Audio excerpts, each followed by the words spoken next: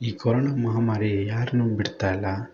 ಅದರಲ್ಲೂ ಈಗ ಬಾಲಿವುಡ್ನ ದೊಡ್ಡ ನಟ ಬಿಗ್ ಬಿ ಅಮಿತಾಬ್ ಬಚ್ಚನ್ ಅವ್ರಿಗೂ ಕೊರೋನಾ ಪಾಸಿಟಿವ್ ಬಂದಿದೆ ಅಂತ ದೊಡ್ಡ ಶಾಕ್ ನ್ಯೂಸ್ ಬಂದಿದೆ.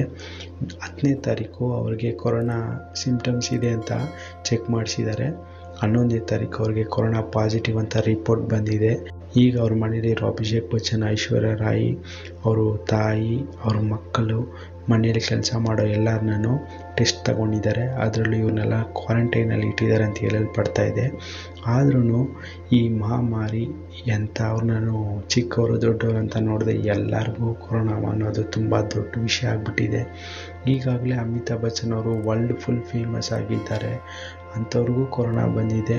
ಇನ್ನು ಸಾಧಾರಣ ಜನ ನಮಗೆ ಹೆಂಗಿರಬೇಕು, ಅವರೇನು ದೊಡ್ಡ ಮನುಷ್ಯರ, ನಾವು ಮನುಷ್ಯರು, ಅವರು ಮನುಷ್ಯರೇ ಅಂತ ಕೇಳ್ಬೋದು. ಬಟ್ ಅವ್ರು ತುಂಬ ಸೇಫಲ್ಲಿರ್ತಾರೆ. ದುಡ್ಡಿರೋರು ತುಂಬ ಹುಷಾರಾಗಿರ್ತಾರೆ. ಅಂಥವ್ರಿಗೆ ಕೊರೋನಾ ಬಂದಿದೆ ಅಂದಮೇಲೆ ನಮ್ಮಂಥವ್ರಿಗೆಲ್ಲ ಇನ್ನೂ ಯಾವ ಲೆಕ್ಕ? ಆದಷ್ಟು ಹುಷಾರಾಗಿರಬೇಕು. ಈ ಮಹಾಮಾರಿಯಿಂದ ನಾವು ತುಂಬ ದೂರನೇ ಇರಬೇಕು. ಯಾಕಂದರೆ ಇವಾಗಿರೋ ಪರಿಸ್ಥಿತಿ ತುಂಬ ಮೋಸ ಆಗಿದೆ. ಹುಷಾರಾಗಿರೋಂಥವ್ರಿಗೆ ಕೊರೋನಾ ಬರ್ತಾಯಿದೆ. ಇನ್ನು ಬೇಕಾಬಿಟ್ಟಿಗೆ ತಿರುಗಾಡೋಂಥ ನಮಗೆ ಹೆಂಗಿರುತ್ತೆ? ಆದಷ್ಟು ಹುಷಾರಾಗಿರೋಣ.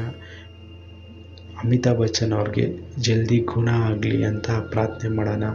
ಯಾಕಂದರೆ ನಾರ್ಮಲ್ ಮನುಷ್ಯರು ಸತ್ತರೆ ನಾವು ಅವ್ರ ಲೆಕ್ಕ ಇಟ್ಕೊಳ್ಳೋದಿಲ್ಲ.